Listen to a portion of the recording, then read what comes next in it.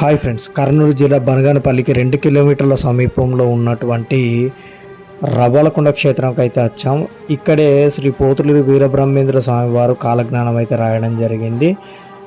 ఇక్కడ నుంచి దాదాపు మహానందికి 60 కిలోమీటర్ల సొరంగ మార్గం అయితే ఉండేది. మరియు స్వామివారు కాలజ్ఞానం రాసే టైంలో ఉపయోగించినటువంటి కొలను చూడవచ్చు.